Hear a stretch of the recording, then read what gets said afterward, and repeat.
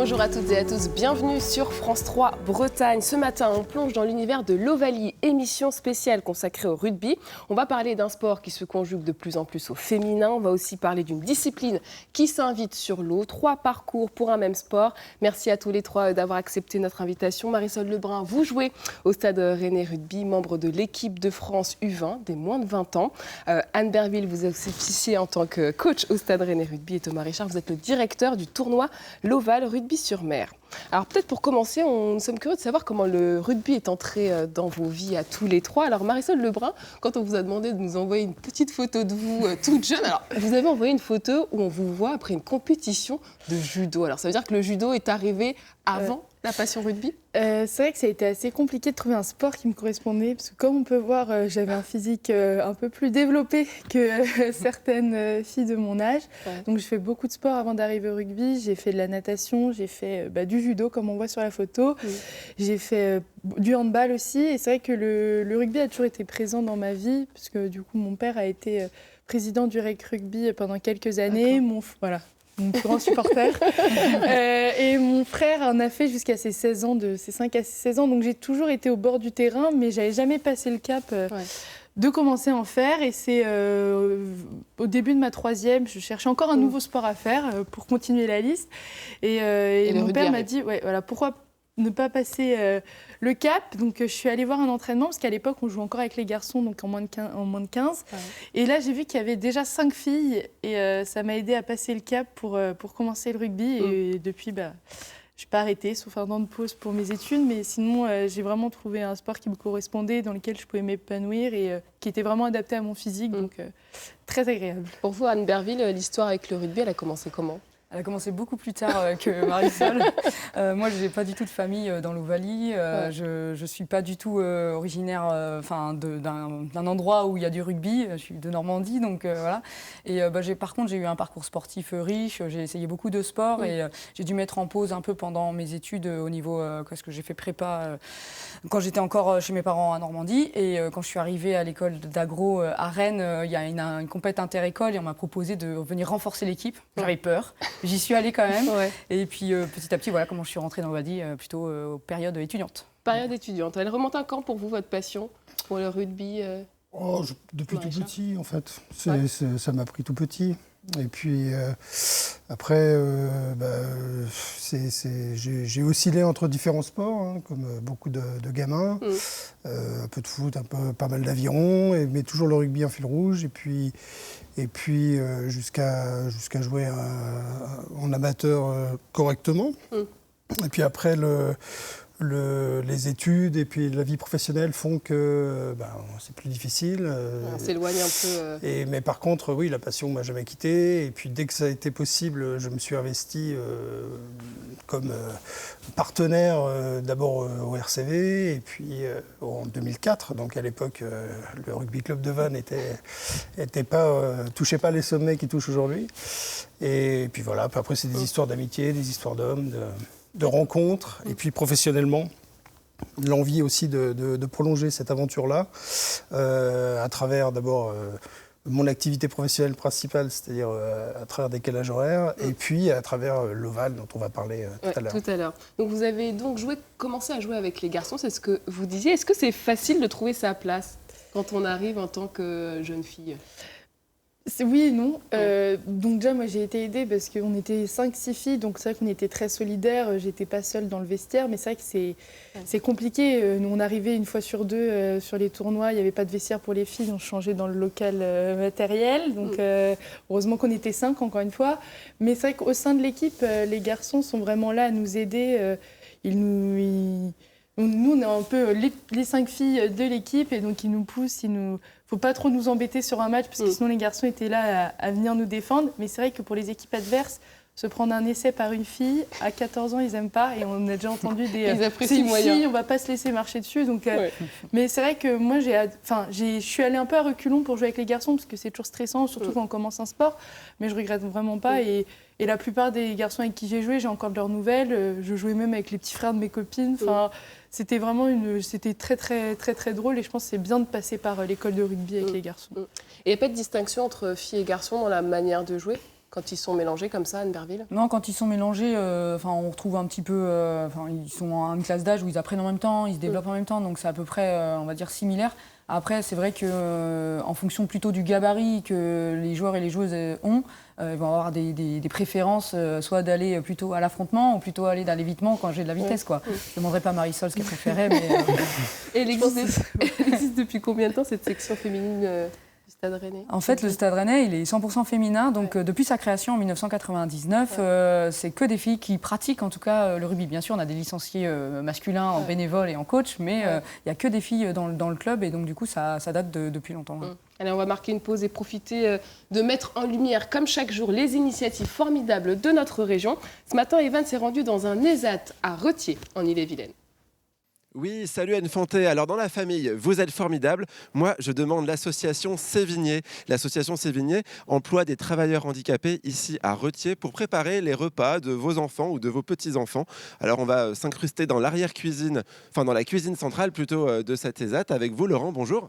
Bonjour Evan. Alors expliquez-nous déjà quels sont les objectifs de l'association Sévigné. On est là, on emploie des personnes en situation de handicap qui sont orientées par la MDPH. Donc l'objectif, c'est l'insertion professionnelle des personnes en situation de handicap. On leur offre un environnement sécurisant, valorisant, un vrai métier pour la plupart des personnes ici, en restauration collective, en espace vert, en sous-traitance.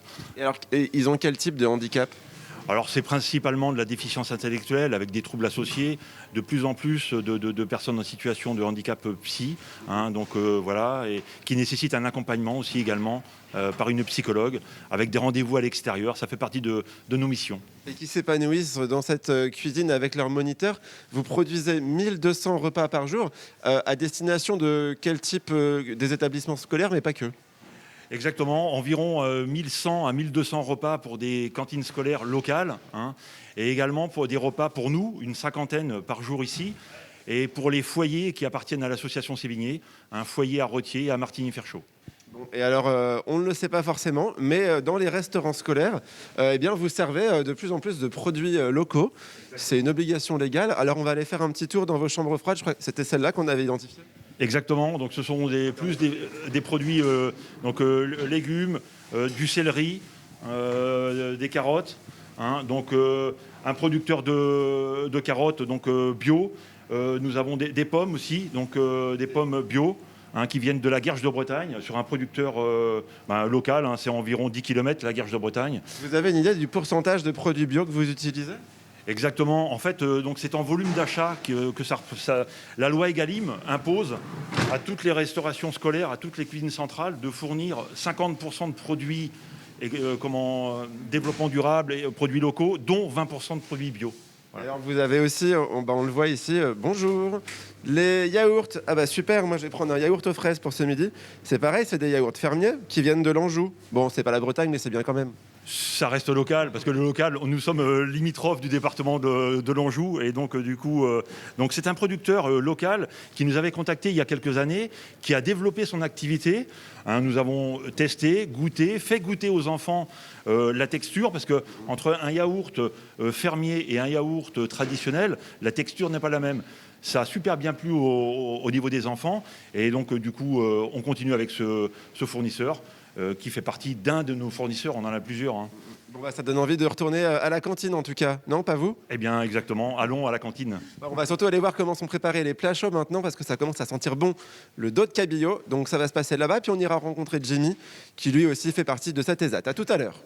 Merci beaucoup Evan. À tout à l'heure. Retour dans le monde de l'Ovalie sur ce plateau. Coup de projecteur, je vous le disais ce matin, sur le rugby. Alors vous jouez Marisol Lebrun au Stade Rennais Rugby. Ça ressemble à quoi une semaine type d'entraînement ?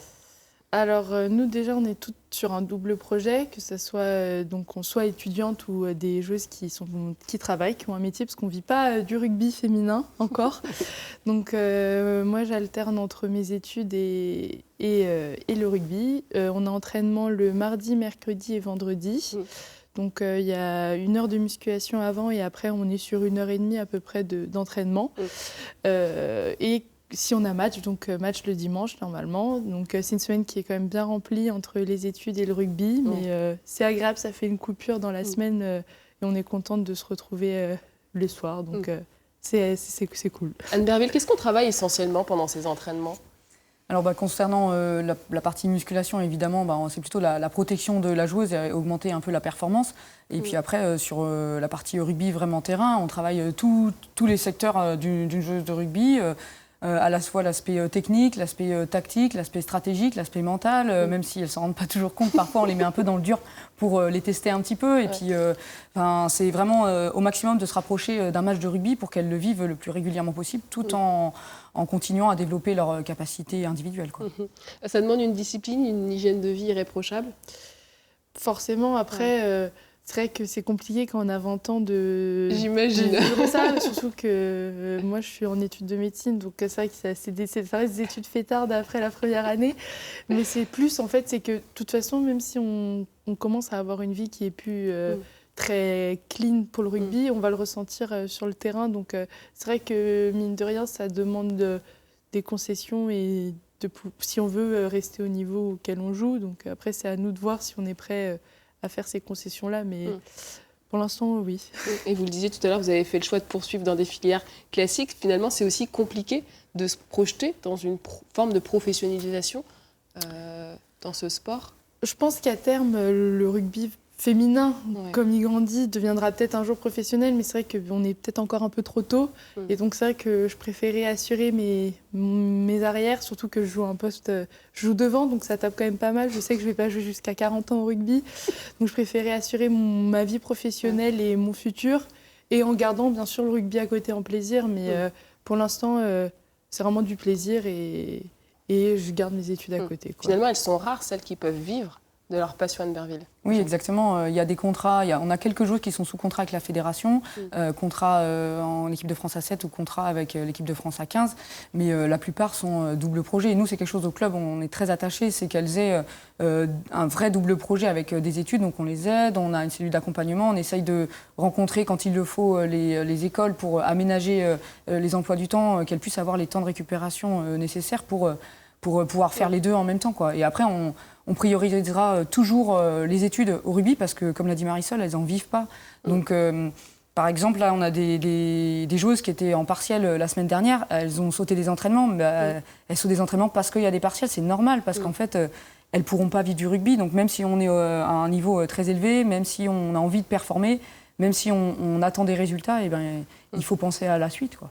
Et à quel métier vous vous destinez ? Est-ce qu'il y aura forcément un lien avec le rugby ? Médecine, rugby Je pense que pour l'instant, non.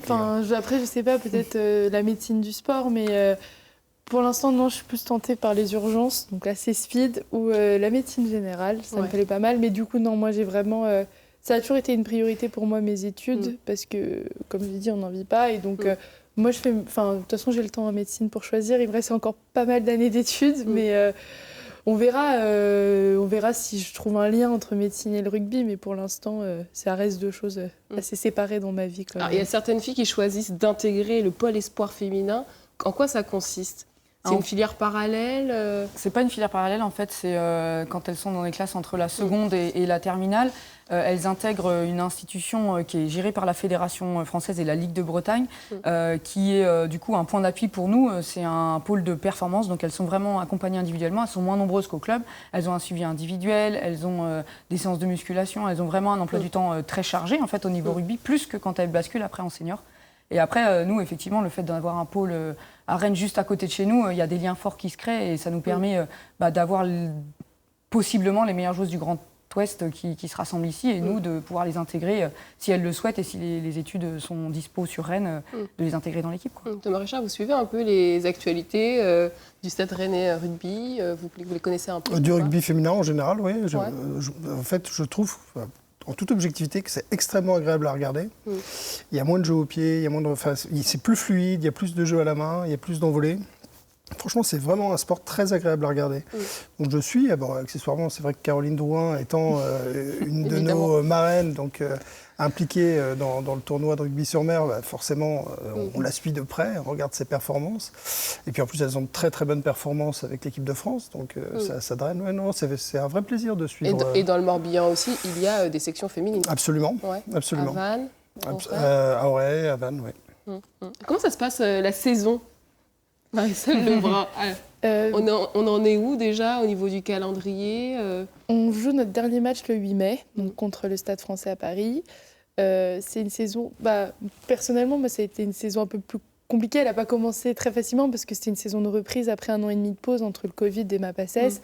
Donc c'est vrai que j'ai dû un peu retrouver mon jeu, reprendre un niveau que j'avais avant d'arrêter. Donc j'ai fait pas mal de fédéral 1, mais j'ai adoré parce que ça m'a permis de reprendre du plaisir et d'avoir du temps de jeu. Et après, j'ai basculé sur le projet Elite un peu plus tard que les autres joueuses. Mais c'est vrai que ça a été une saison un petit peu hétérogène sur les résultats. On est une équipe assez jeune, donc il faut se trouver. Et on joue quand même contre des joueuses qui ont parfois une certaine renommée, un certain niveau. Donc c'est vrai que quand on a 18-19, qu'on n'a pas une expérience énorme en élite, ça peut être un peu compliqué. Mais je pense que malheureusement, les résultats qu'on a faits cette année ne sont pas à l'image de ce qu'on a produit et de l'équipe, du travail de l'équipe. Mais j'en suis sûre que le match du 8 mai, on le travaille depuis longtemps et on l'attend. Et je pense que... Il est décisif ou pas ? Oui, Anne pourra le valider. Il est décisif pour le club parce que si on perd, on se retrouve en play-down. Donc, c'est pas des matchs faciles à vivre pour une joueuse. Play-down, pour ceux qui connaissent pas, c'est les barrages pour redescendre en Élite 2. Oui. Donc, c'est vrai que c'est pas des matchs très faciles à vivre, c'est les play-downs. Donc, si on peut les éviter, je pense que ce sera plutôt pas mal pour le club. Mais on a travaillé dur depuis le dernier match, depuis Toulouse, pour le 8 mai, en ligne de mire. Donc je pense qu'on y travaille dur. Ouais, on va être prêt. C'est autour de l'analyse de la coach. Comment s'est passée cette saison ? C'est quoi le bilan pour vous, même si on n'est pas encore... je rejoins ce que disait Marisol. On a une équipe qui est en reconstruction. Il a fallu refaire un amalgame avec beaucoup de jeunes joueuses qui montaient justement du pôle espoir, des catégories cadettes. Et du coup, engranger de l'expérience, de la maturité sur la gestion de match avec la pression. Il ne faut pas oublier qu'elles sortaient aussi de 2 années où il y a eu le Covid, où elles ont très peu joué en fait. Parce que eux, leur championnat s'est arrêté alors que nous, on a continué. Du coup, elles n'avaient pas beaucoup d'expérience de compétition finalement engrangée dans leur carrière. Et donc, les jeter dans le grand bain comme ça, oui, il y a des matchs à la fin où on balbutie un petit peu, où on manque de maîtrise, ou sur l'aspect stratégique, on n'est pas forcément toujours performant, où on manque de confiance parce que l'histoire de l'équipe et l'expérience d'équipe n'est pas encore complètement construite. Donc voilà, on a loupé des matchs de peu, de pas grand-chose, un qu'on est passé complètement à côté, qu'on n'aurait pas dû. Et on se retrouve dans cette position où on est actuellement dernier au classement, même si on a encore... à la fois sur ce match de 8 mai, on joue le maintien, mais on peut aussi jouer une phase qualificative en quart de finale. Donc notre poule est comme ça et on peut, si on fait un très bon résultat, on peut très bien se retrouver à jouer un quart de finale comme à jouer un match de descente, quoi. Donc voilà, un peu de pression, on va dire. Et une petite question, elle est comment en tant que coach, Anne Verville? Ça c'est dur, c'est dur. Vas-y, Marisol, vas-y. Je ne séduirai pas. Ce qui est bien avec Anne, c'est qu'elle a l'expérience d'une joueuse, donc elle sait ce qu'on vit et elle l'a vécu avant. Après, en plus, moi, c'est aussi ma coach des avants, donc je l'ai tout le temps avec moi. Mais, elle est toujours là. Non, elle vit à 100% notre projet et on le sent que ça la touche autant que nous, parfois les défaites comme les victoires. Mais non, c'est pas du tout une entraîneuse horrible qui nous crie dessus et on rentre en pleurant le soir. Hein. Ça se passe bien. Ça va, elle a bien répondu. Il n'y a pas de bonne, de mauvaise réponse. Ça va. Non, mais voilà. C'est vrai que par rapport à votre génération, il y a des choses qui diffèrent ou pas dans leur façon d'appréhender le sport, leur façon d'être aussi sur le terrain? Oui, après, je ne voudrais pas caricaturer, mais moi, je suis arrivée sur le tard aussi, donc je n'avais pas la même maturité de vie non plus quand je suis arrivée au rugby. Et il y avait déjà un état d'esprit collectif qui était énorme, elles avaient une grosse expérience, et en fait, rajouter 1 ou 2 éléments là-dedans, on était tout de suite pris dedans, quoi. Ouais. Et là, comme on construit tout, et il y a l'aspect générationnel, l'investissement pour le collectif. Alors, je caricature un peu, mais tant pis, c'est pour faire comprendre. En gros, nous, c'était le collectif avant tout. On donnait tout pour le collectif. Et j'ai un peu le sentiment que sur les nouvelles générations, il faut leur donner confiance et d'abord qu'elles aient un retour individuel pour se livrer complètement sur le collectif après, derrière. Allez, je vous propose de reprendre la direction de Retier en Ille-et-Vilaine. Evan nous emmène ce matin dans les coulisses d'un ESAT. Bon, alors j'espère que vous aimez le poisson parce que ce midi à la cantine, Kevin nous prépare des dos de cabillaud. Moi ça tombe bien, j'adore. Laurent, expliquez-nous, en fait, vous avez vraiment envie de transformer l'image de la cuisine centrale parce qu'ici tout est préparé maison, c'est fini le temps des barquettes plastiques sous vide où tout est froid et réchauffé. Exactement, tout à fait. Donc on est régulièrement approvisionné par des fournisseurs locaux.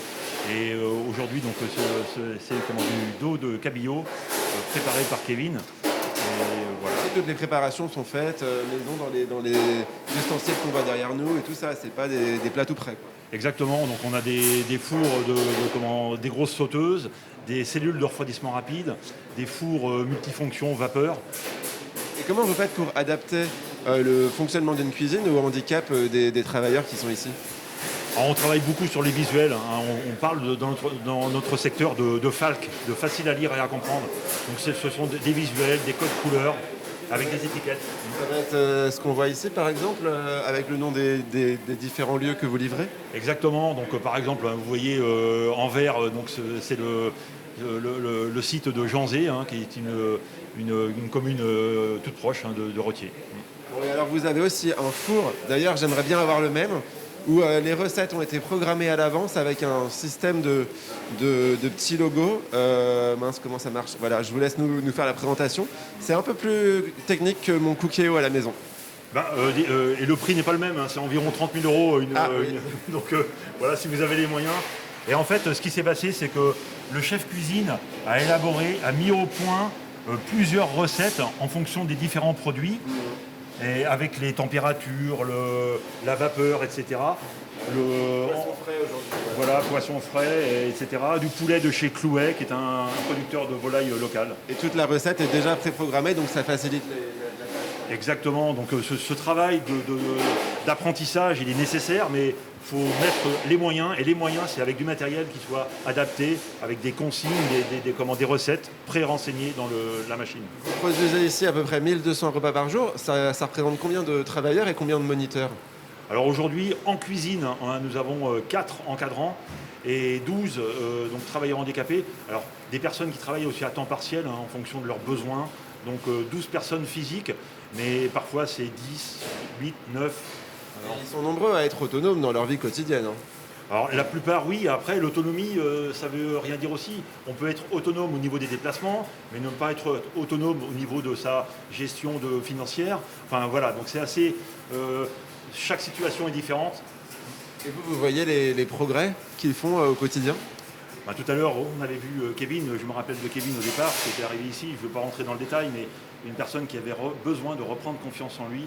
Et aujourd'hui, je peux vous dire que c'est le cas parce que Jean-Luc, notre chef cuisine, peut, à un moment donné, entre guillemets, s'appuyer sur les compétences de Kevin et c'est important, quoi. Il y en a un autre aussi dans l'atelier d'à côté, sur l'atelier des desserts, c'est Jimmy, qui lui a carrément un projet pour repartir dans le milieu ordinaire. Il va nous raconter tout ça au milieu d'une montagne de chocolat. À tout à l'heure.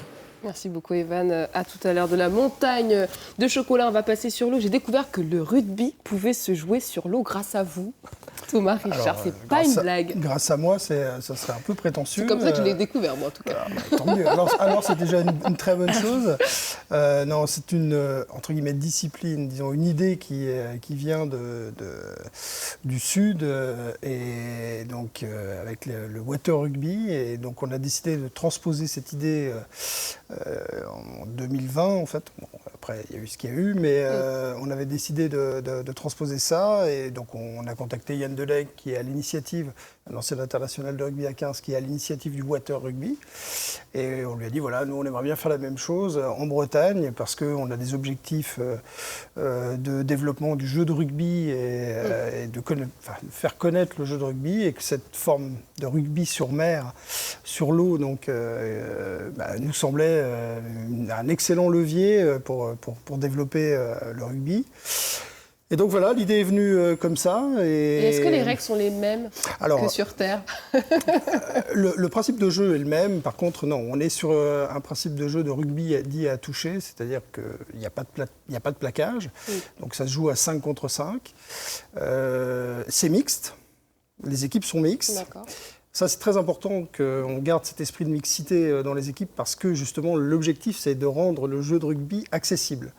Donc, c'est de montrer que, quel que soit le niveau, le degré d'implication, le principe du jeu de rugby est accessible. Et comme c'est extrêmement plaisant à jouer, eh bien, voilà, ça permet de le rendre accessible. Et comme on le met sur l'eau, eh ben, on s'est dit, autant qu'à faire, autant aller au bout de la connerie. Et donc, pour marquer, il faut plonger. pour à marquer un essai, il faut plonger dans l'eau. Il faut plonger. Pas partout, il y a quand même des zones de plonge. J'imagine que vous connaissiez un petit peu le water rugby, Marisol Lebrun, ou pas? J'en avais entendu parler, mais c'est vrai que je ne savais pas que ça arrivait en Bretagne. Mais j'avais vu des vidéos et je trouvais ça très drôle. Et j'en ai entendu parler par une de mes coéquipières qui a envoyé un message la semaine dernière, donc c'est assez drôle, sans le savoir, en nous envoyant le lien et en nous disant ça pourrait être pas mal si on n'a pas de match. Mais c'est vrai que moi... je suis pas très forte à toucher et sur les rugby à 5 ou 7, c'est pas trop ma... Vous préférez les plaquages, quoi. Je suis plus en contact, donc c'est vrai que moi je suis pas un atout super pour l'équipe sur ce genre de rugby, mais je pense que ça peut être très très drôle. Plongeon, oui, plongeon, c'est pas mal, mais c'est de la natation un peu, je pourrais. Déjà testé le water rugby, Anne Berville, ou pas? Non, pas du tout. Non. Vous connaissiez? Non, oui, j'avais entendu parler pareil dans le sud et j'avais vu quelques images. Donc ce sera une première à la Trinité-sur-Mer. Comment vous avez imaginé l'événement? Ça va durer combien de temps? Alors, l'événement va durer en fait 4 jours. Une première journée va être... D'abord, on va mettre une... Ça va durer un peu plus que ça parce qu'il va falloir installer une plateforme de 1100 mètres carrés. Donc ça va déjà prendre 3 jours. Et ensuite, on va... L'événement en tant que tel, c'est une journée consacrée aux entreprises. Alors là, ce ne sera pas un tournoi de rugby parce que malheureusement, aujourd'hui... dans le Grand Ouest, trouver des entreprises qui peuvent mettre à disposition des joueurs, c'est compliqué. Donc, on fait un tournoi inter-entreprise, un multi-activité, une sorte de gros team building, mais alors en mode très très fun. Et avec le rugby en fil rouge, mais vraiment en fil rouge. Samedi et dimanche, 11 et 12 juin, là, c'est le tournoi amateur, qu'on a appelé amateur éclairé. Donc, tout le monde peut venir, même si on n'est pas adepte du rugby à la base. Alors, pour jouer, il vaut mieux savoir... Enfin, les équipes inscrites sont plutôt des équipes de rugby amateur. Par contre, en termes de spectateurs, évidemment, c'est gratuit, c'est grand public. Et plus ça sera fun, mieux ce sera. On a incité les équipes à venir déguisées. Il y aura des points de bonus pour les plus beaux plongeons, les plus beaux déguisements. Enfin, voilà. Donc, on va mettre tout un tas d'activités, enfin, de paillettes pour rendre la chose vraiment ludique. Il est peut-être temps de vous inscrire, je ne sais pas si c'est encore possible, alors, les filles. Alors ce matin, je crois qu'il restait une place pour une équipe. Il y avait pour le tournoi inter-entreprise, il restait des places, mais pour le tournoi amateur éclairé, et on est très fiers. Alors ça, très clairement, d'avoir attiré des gens vraiment de toute la France. Ça va d'Anglet à Lille. On a des équipes féminines, 100% féminines, qui vont donc être opposées à des équipes... Donc l'idée, c'est vraiment de pouvoir promouvoir le rugby d'une manière plutôt festive. Complètement. C'est continuer la fête du rugby. Alors on voit que le rugby est en train de reconquérir les cœurs en France. Il y a de plus en plus de licenciés, aussi bien chez les filles que les garçons. À quoi, selon vous, est dû ce renouveau, Anne Berville ?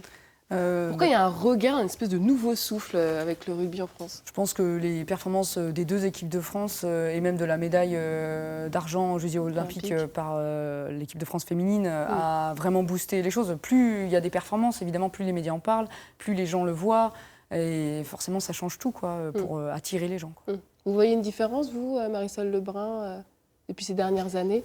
Il y a un regain, on en parle plus, il y a plus de gens qui veulent faire du rugby? Je pense que oui, déjà on voit rien que sur l'intérêt des filles. C'est vrai qu'avant, à l'école de rugby, moi pendant mon année, on était 5 filles, c'était révolutionnaire, c'était dingue, 5 filles dans la même équipe. Et je pense que là, ça s'est vraiment développé. Il y a des filles qui commencent plus tôt.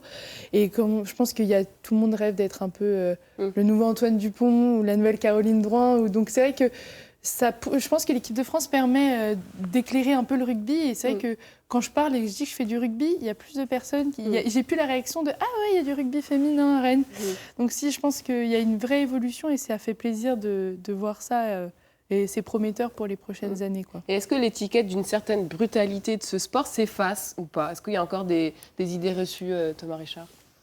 Il y a toujours un a priori sur le côté effectivement potentiellement violent du jeu. Il ne faut pas l'éluder. Maintenant, il y a aussi une méconnaissance de la part du grand public par rapport à ce qu'est le rugby amateur, qui est avant tout quand même un rugby qui est physique, mais festif aussi. C'est des rapports d'amitié. Un fair play aussi qu'on a un peu très, plus. Très fair play. Enfin, c'est dans l'esprit. Alors, fair play après le match, pas toujours. Non, mais il faut quand même dire les choses aussi.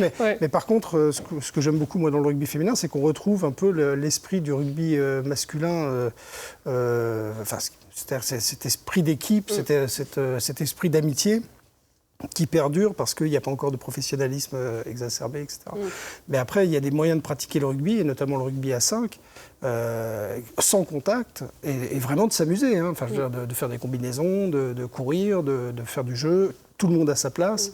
Et il y a moyen de pratiquer. La notion de violence, elle doit rester quand même très, très marginale par rapport à la pratique du jeu. Allez, on fait un dernier saut du côté de Retier, en Ille-et-Vilaine, où Eva nous attend dans un ESAT qui prépare pas loin de 1300 repas chaque jour. Et ça y est, nos dos de cabillaud sont prêts à partir pour les écoles. Alors là, on est dans ce que vous appelez ici la liaison chaude. Ça veut dire quoi ? En fait, les repas sont livrés en liaison chaude, donc sont chauffés, maintenus à température et livrés dans les écoles, les cantines satellites. Et donc ensuite, il y a un maintien au chaud des repas jusqu'à ce que les enfants prennent leur repas. Donc les caissons qu'on voit là, ils sont chauffants en fait. C'est ça l'idée ? Certains sont chauffants pour le chaud et d'autres sont classiques pour le froid, les desserts, les entrées. Bon, alors, et qui conduit le camion ? Alors nous avons Xavier, qui est un travailleur donc de l'équipe cuisine, qui a le permis B et qui conduit, qui fait une grosse partie de nos livraisons, qui avait souhaité changer d'atelier pour faire ces livraisons. Alors maintenant, on vous emmène parler des desserts, parce que ici, vous ne faites pas que des dos de cabillaud, vous faites aussi des pâtisseries et des chocolats que nous aussi, particuliers, on peut acheter. Donc on s'y rend.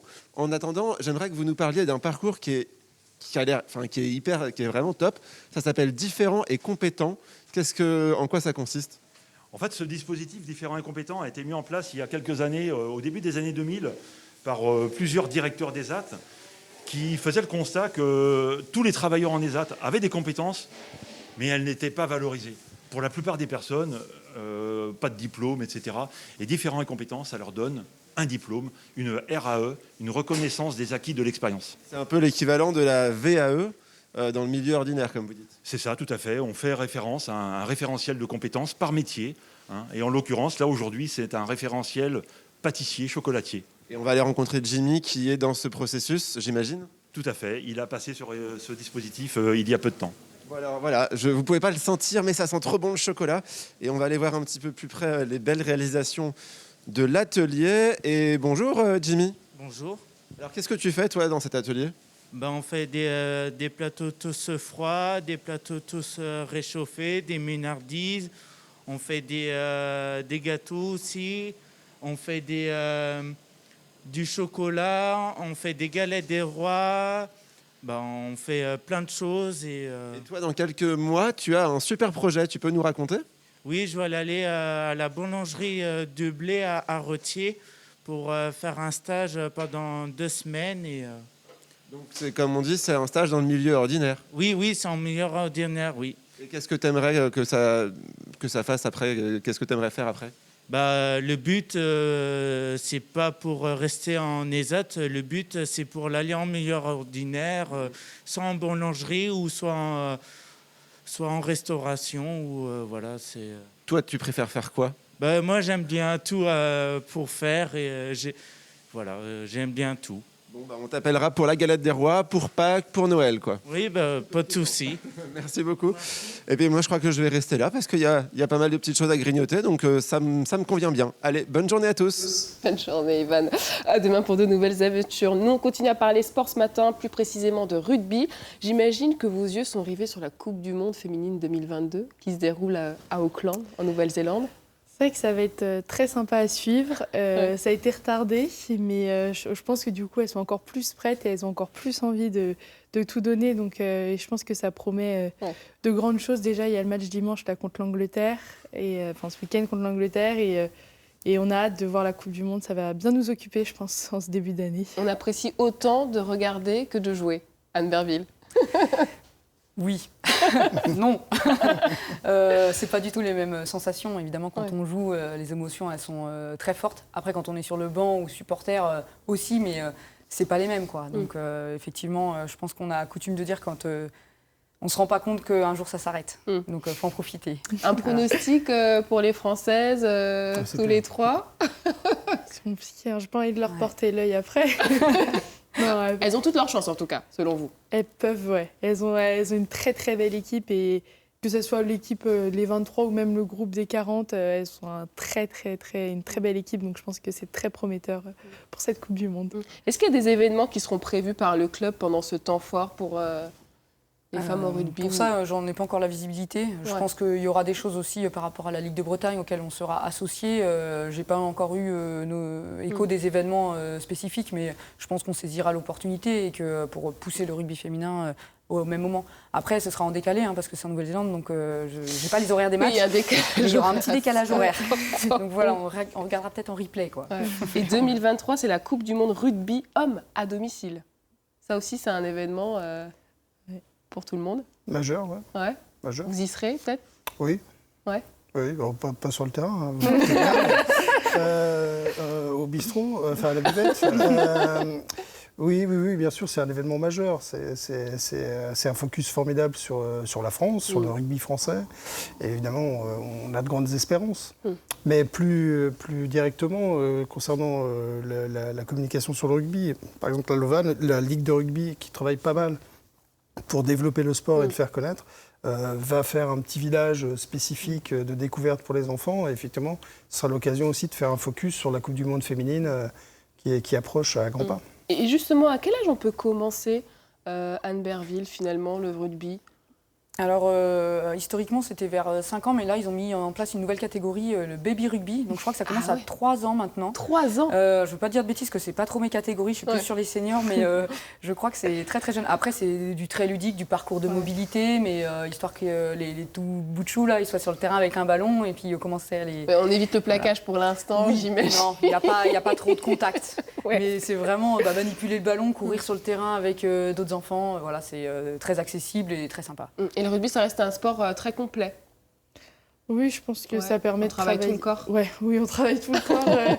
Ça permet de travailler à la fois le bas du corps parce qu'il y a de la course, en même temps le haut parce que physiquement, sur l'impact, il faut être assez fort. Et je pense que c'est vraiment un sport, que ce soit physiquement, mentalement, c'est vraiment un sport complet qui apporte une certaine stabilité chez les joueurs. Et vraiment, c'est un vrai plaisir à jouer. C'est pour ça qu'on prend du plaisir à l'entraînement et on a envie de partager ça, de le rendre plus public, montrer le sport, quoi. Et ça vous donne envie d'être coach ou pas? Je suis pas sûre dans les capacités pour être coach. Je pense que je vais rester plutôt dans le milieu médical. Je laisse à Anne la partie coach.